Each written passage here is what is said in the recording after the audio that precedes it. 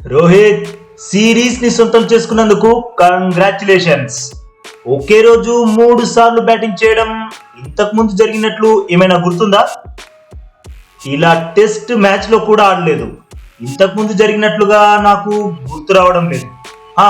కానీ ఐపీఎల్ లో ఓసారి జరిగింది. ఆ మ్యాచ్ లో కూడా 2 సూపర్ ఓవర్లు ఆడాము.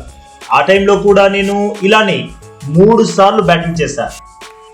ఓకే, టాస్ గెలిచాక ఛాలెంజ్ ని స్వీకరించాలనే బ్యాటింగ్ తీసుకున్నావు.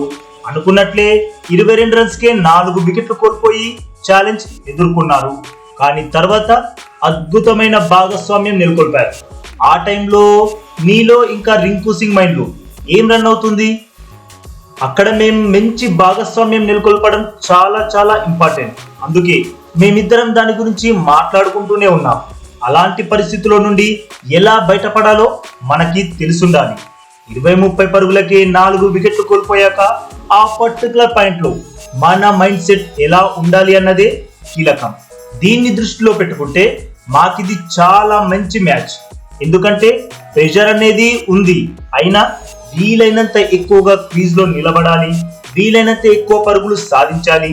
వికెట్లు పడ్డాయని పరుగుల్లో వేగం తగ్గనీయకుండా మా ఇంటెంట్ ని చూపించాలి అనుకున్నాం. అలానే చేశాం. ఇలాంటి ఆటను మీరు చాలా రోజుల నుండి చేస్తున్నారు. But young player Rinku Singh లాంటి ఆటగాడు T20 క్రికెట్ లో అలాంటి పర్ఫార్మెన్స్ చూపిస్తుంటే నా స్ట్రైక్ లో ఉంది. చూస్తున్నప్పుడు మీకెలా అనిపించింది?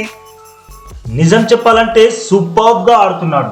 గత కొన్ని సిరీస్ల నుండి తన బ్యాటింగ్ సత్తా ఏంటో అందరికీ చూపించాడు.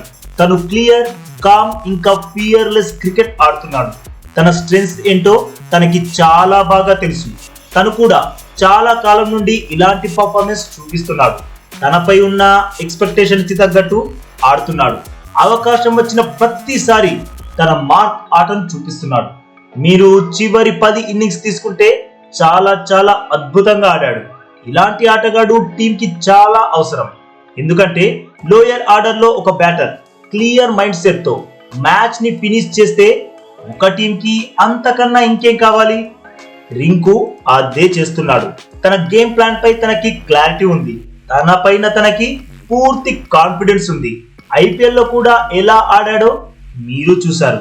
ఇప్పుడు టీమిండియా తరపున కూడా అదే కంటిన్యూ చేస్తున్నాడు అని అన్నాడు.